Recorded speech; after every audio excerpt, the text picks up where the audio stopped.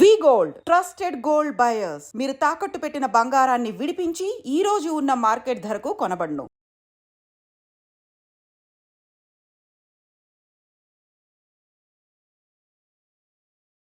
Operation Sindoor చేపట్టిందే actually Pahalgam దాడి జరిగింది కాబట్టి అమాయకులైనటువంటి టూరిస్టులుగా వెళ్ళినటువంటి 26 మంది చనిపోయిన తర్వాత ఇక దేశం ఊరుకోలేదు. నిజంగా ఒక రకంగా కేంద్రం అయితే ఇంకా లాభం లేదు, ఉగ్రవాదాన్ని రూపు మాపాల్సిందే అని డిసైడ్ అయింది కాబట్టే మొన్న మనం ఆపరేషన్ సింధూర్ మనం టేకప్ చేశాం.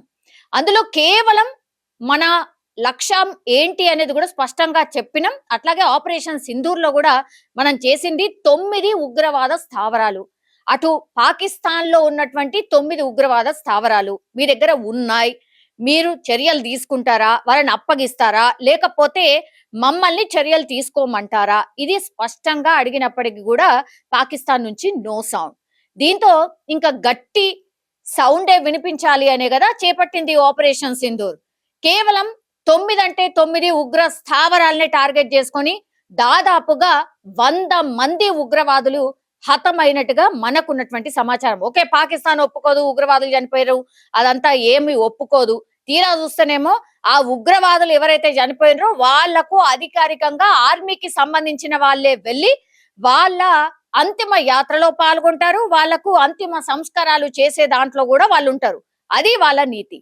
అది పక్కన పెడదాం. ఇప్పుడు మన ఇండియా ఎప్పటి నుంచైతే ఈ దాడి జరిగిందో క్లియర్ గా చెప్పింది, ఇంకా ఉగ్రవాదం అనే పదం వినిపించద్దు, ఉగ్రవాదులు అనే వాళ్ళు ఉండద్దు. అంటే లాస్ట్ ఉగ్రవాది వరకు కూడా మన చర్యలు అట్లాగే ఉంటాయి. అందులో భాగంగానే షోపియాన్ లో ఈ రోజు జమ్మూ కాశ్మీర్ లో ఉన్నటువంటి షోపియాన్ లో పూర్తిగా 4 ఉగ్రవాదులు ఉన్నటువంటి సమాచారం అందింది. దీంతో 10 గంటల ప్రాంతంలోనే మన సైనికులు, జమ్మూ కాశ్మీర్ పోలీసులు సైనికులు అట్లాగే ఆర్మీకి సంబంధించిన వివిధ విభాగాలకు సంబంధించిన వాళ్ళందరూ కూడా ఒకేసారి ఆ ప్రాంతాన్ని చుట్టుముట్టడం, అట్లాగే ఈ ఉగ్రవాదులు ఉన్నారు, ఉగ్రవాదం వైపు వీళ్ళు పూర్తిగా ప్రయత్నాలు సాగిస్తున్నారు అన్న పూర్తి ఇన్ఫర్మేషన్ తోని రంగంలోకి దిగినటువంటి పరిస్థితి. అయితే అందులో వీళ్ళు ఎన్కౌంటర్ చేశారు. అట్లాగే అక్కడి నుంచి కూడా ప్రతి దాడిగా వాళ్ళు కూడా కాల్పులు ప్రారంభించినప్పటికీ కూడా అందులో మన జవాన్లకైతే ఏమీ కాలేదు. బట్ అందులో ఒక ఉగ్రవాది హతమైనటువంటి పరిస్థితి. ఆయన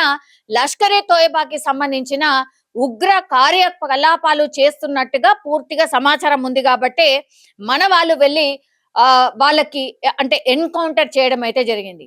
ఒక ఉగ్రవాది చనిపోయిండు, మిగతా 3 చాకచక్యంగా ఇంకా కూడా తప్పించుకున్నటువంటి పరిస్థితి. మనకు తెలుసు ఇంకా కూడా జమ్మూ కాశ్మీర్ లో ఇట్లాంటి ఉగ్రవాదులు ఉన్నారు. అట్లాగే మొన్న పెహల్గాం దాడి చేసినటువంటి ఉగ్రవాదుల జాడ ఇంకా కూడా వెలువలే. ఎన్ఐఏ అధికారులు అట్లాగే స్థానికంగా ఉన్నటువంటి ఆర్మీ కావచ్చు, మిగతా అందరూ కూడా ఇప్పుడు సర్చ్ ఆపరేషన్స్ కొనసాగిస్తున్నారు. ఎట్లా అంటే ఇప్పుడు ప్రతి హౌస్ కి వెళ్ళి ప్రతి ప్రాంతానికి వెళ్ళి సర్చ్ చేస్తున్నారు. మన దగ్గర చాలా టైమ్స్ కార్డన్ సర్చ్ అనే ఏదైతే విన్నామో అట్లాంటి కార్డన్ సర్చ్ ఇప్పుడు చేస్తున్నటువంటి పరిస్థితి కనిపిస్తోంది జమ్మూ అండ్ కాశ్మీర్ ప్రాంతాల్లో పూర్తిగా. ఎందుకంటే ఇవన్నీ కూడా సెన్సిటివ్ ప్రాంతాలు, ఇక్కడే ఎల్ఓసి కూడా ఉంది కాబట్టి సెన్సిటివ్ ప్రాంతం కాబట్టి ఇంకా లోపల ఉగ్రవాదులు ఉన్నారు అనేది సుస్పష్టం. అందులో అనుమానం అయితే ఏమీ లేదు. ఇంకోవైపు ఏమో బయట అంటే పాకిస్తాన్ వైపు నుంచి కూడా ఇప్పుడు ఉగ్రవాదులు మేబీ లోపలికి ఎంటర్ అయ్యే అవకాశం ఉంది. ఇంకోవైపు ఏమో మనకు తెలుసు వాళ్ళు కాల్పుల విరమణ ఒప్పందాన్ని పూర్తిగా పక్కన పెట్టేసినట్టే కనిపిస్తోంది. అంటే నీతి నిజాయితీ లేని దేశం కాబట్టి అట్లాగే ఉంటది, సీజ్ ఫైర్ అని చెప్తూ ఉంటది కానీ చెయ్యదు. ఎందుకంటే నిన్న ప్రధాని మోడీ వార్నింగ్ ఇచ్చిన తర్వాత కూడా మళ్ళా నిన్న డ్రోన్లు ఎగిరేసిండ్రు. నిన్న కూడా బ్లాక్అవుట్ అయింది కొన్ని ప్రాంతాల్లో. అంటే అర్థం చేసుకోవచ్చు, కుక్కతోక వంకర అంటారు కదా, నిజంగా అదే. పాకిస్తాన్ నిజంగా ఏం అసలు సెన్స్లెస్ దేశం అన్నా కూడా పెద్ద ఇబ్బంది ఏమి ఉండదేమో, అట్లాంటి దేశమే అది. వార్నింగ్ ఇచ్చినా వినరు. ఆపరేషన్ సింధూర్ కొనసాగుతుంది. ఇది ఆపరేషన్ 1 2 కాదు, ఉగ్రవాదం అంతమయ్యే వరకు ఈ ఆపరేషన్ కొనసాగుతుందని స్పష్టంగా చెప్పిండు. అయినా సరే వాళ్ళ బుద్ధి ఏమాత్రం మార్చుకోలేదు. ఒకవైపు ఏమో చర్చలు అంటది, ఇంకో వైపు ఏమో దాడులు చేస్తున్న పరిస్థితి. ఇప్పుడు ఉగ్రవాదుల ఏరివేత అనేది కూడా ప్రధానంగా మనకున్నటువంటి ఫస్ట్ ఎజెండా. ఇప్పుడు ఉగ్రవాదులను ఎవరైనా పట్టించినా, స్థానికులు ఎవరైతే పట్టిస్తారో వాళ్ళకి సంబంధించిన ఇన్ఫర్మేషన్ ఎవరిచ్చినా కూడా వాళ్లకు క్యాష్ రివార్డ్స్ కూడా అనౌన్స్ చేసిన పరిస్థితిని కూడా మనం చూసాం. పెహల్గాం దాడి ఎవరైతే చేసిండ్రో ఆ ఉగ్రవాదులది స్కెచ్ రిలీజ్ చేసినాం కదా, 4 ఉగ్రవాదులు ఇక వీళ్ళే అంటూ కూడా పూర్తిగా ప్రచారం అయితే జరిగింది. వాళ్లకు సంబంధించిన ఇన్ఫర్మేషన్ ఎవరైతే ఇస్తారో వాళ్లకు అంటే వాళ్ళు ఇచ్చిన ఇన్ఫర్మేషన్ ప్రకారం ఒక్కొక్క ఉగ్రవాదికి సంబంధించిన ఇన్ఫర్మేషన్ చెప్తే వాళ్లకు 20 లక్షల క్యాష్ రివార్డ్ కూడా అనౌన్స్ చేసింది కేంద్ర సర్కార్. అయినా కూడా ఇప్పటి వరకు జాడ దొరకలేదు. ఇప్పుడు ప్రాబ్లం అదే. ఇంకా కొంతమంది ఎవరైతే ఈ జమ్మూ కావచ్చు, కాశ్మీర్ కావచ్చు, ఈ సెన్సిటివ్ ఏరియాస్ ఏవైతే ఉన్నాయో అందులో స్థానికులు సహకరిస్తున్నారు. కొంతమంది అట్లాంటి వాళ్ళు ఉన్నారు కాబట్టే ఈ ఉగ్రవాదం కావచ్చు, ఈ ఉగ్రవాదులు ఇంకా కూడా ఇక్కడే ఉన్నారు. ఎన్ఐఏ కూడా స్పష్టంగా అదే చెప్తోంది, ఇక్కడే ఉన్నారు వాళ్ళు, ఇంకా కూడా మన బార్డర్ ని దాటి అటువైపు వెళ్ళలేదు, ఎక్కడ దాక్కున్నారు అనేది. మధ్యలో కూడా మనకు తెలుసు, ఒక అటవీ ప్రాంతంలో ఒక స్థానికుడి మీద అనుమానం వచ్చి పూర్తి స్థాయిలో మన ఆర్మీకి సంబంధించిన వాళ్ళు అందరు కూడా ఈ ఉగ్రవాదులకు సంబంధించి వాళ్ళకు షెల్టర్ ఇచ్చిండు, ఫుడ్ సప్లై చేస్తుండు, వాళ్ళ రిక్వైర్మెంట్స్ ఏవైతే ఉన్నాయో అవన్నిటిని కూడా ఈ పర్సన్ తీసుకెళ్లి ఇస్తున్నాడు అన్న పక్కా ఇన్ఫర్మేషన్ తో ఆ పర్సన్ ని అరెస్ట్ చేసిండ్రు. అట్లాగే నువ్వెక్కడ వీళ్లకు సప్లై చేస్తున్నావు ఏంటి అనే ఇన్ఫర్మేషన్, ఎక్కడ నువ్వు వాళ్ళకి ఇవన్నీ ఇస్తున్నావని చెప్తే ఒక అటవీకి సంబంధించిన దాంట్లో వాళ్ళు ఉన్నారు, వాళ్ళకి నేను వెళ్ళి ఇస్తున్నాను అని చెప్పడం జరిగింది. సో వెంటనే అప్రమత్తమై ఆ పర్సన్ ఎవరైతే చెప్పిండ్రో అతన్ని తీసుకెళ్లి ఎక్కడైతే ఈ అడవి ఉందో ఈ అడవిలో ఎక్కడైతే సప్లై చేస్తున్నాడో అక్కడికి దగ్గరలో ఉన్నటువంటి క్రమంలోనే ఒక డీప్ నది ఒకటి ప్రవహిస్తోంది అక్కడ, అందులోకి దూకేసిన పరిస్థితి. సో ఆ దూకినటువంటి విజువల్ కూడా చాలా వైరల్ గా మారిపోయింది.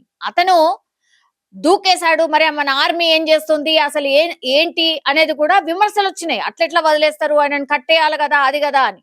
తీరా చూస్తే ఆయన ఆల్ ఆఫ్ సడన్ దూకేయడం జరిగింది. దానికి సంబంధించిన పిక్చర్స్ కూడా మనకు బయటకు వచ్చినటువంటి పరిస్థితి, అది కూడా వైరల్ గా మారిపోయింది. అతను పూర్తిగా నదిలో మునిగిపోతున్నటువంటి విజువల్ వచ్చింది. సో ఆ తర్వాత ఆర్మీ వాళ్ళ తప్పేం లేదు, ఆయన తప్పించుకొని అది నదిలోకి దూకేసినట్టుగా స్పష్టంగా అయింది. సో ఏదైతే అడవి అక్కడ దగ్గరలో ఉందో వాటన్నిటిని కూడా జల్లడబట్టిండు. అయినా సరే ఇంకా కూడా పెహల్గాం దాడి చేసినటువంటి ఉగ్రవాదులు ఇంకా కూడా దొరకనటువంటి పరిస్థితి అయితే కనిపిస్తోంది. సో ఉగ్రవాదం లేకుండా చేయాల్సిందే, ఇదే మోటివ్ తోని ముందుకు కదులుతున్న పరిస్థితి. ఇది అన్ని దేశాలకు కూడా ముప్పే కాబట్టి దీని మీద ఉక్కుపాదం మోపాల్సిందే అని మనం డిసైడ్ అయ్యాం. కాబట్టే నిన్నటి మోడీ స్పీచ్ కూడా అదే స్పష్టం చేసింది. ఈ రోజు ఆపరేషన్ కి సంబంధించి, ఉగ్రవాదుల వేటకు సంబంధించి మనము ఎప్పుడైతే పూర్తిగా గ్రౌండ్ లెవెల్లో ఇన్ఫర్మేషన్ సేకరించి దాడి చేసే క్రమంలో ఒక్క ఉగ్రవాది మాత్రమే హతమైండు, ఇంకా 3 అయితే తప్పించుకున్నటువంటి పరిస్థితి అయితే కనిపిస్తోంది. చూడాలి, ఈ ఉగ్రవేట మాత్రం ఆగేది లేదు, ఇది కంటిన్యూషన్ ప్రాసెస్ లాగానే ఉండే పరిస్థితి ఉంటుంది. నిజంగా ప్రస్తుతం ఉన్నటువంటి సమాజం దేనికి ప్రయారిటీ ఇస్తుంది? ఆర్థిక సంబంధాల చుట్టూ మాత్రమే తిరుగుతుంది. మళ్ళీ ఎన్నికలంగానే చాలా విరక్తి కలుగుతాను. మంచి అనిపిస్తుంది కదా, లేడీస్ కూడా ఛాలెంజింగ్ జాబ్స్ చేసినప్పుడు చాలా బాగుంటది. ట్రాఫిక్ అసిస్టెంట్స్ గా నియమించిన ట్రాన్స్జెండర్స్ అందరితో సాల్యూట్ చేయించుకుంటున్నారు. ఫుడ్ డెలివరీ ఇవ్వటానికి వెళ్ళినటువంటి డెలివరీ బాయ్ అనిల్ పై కళ్ళ ముందు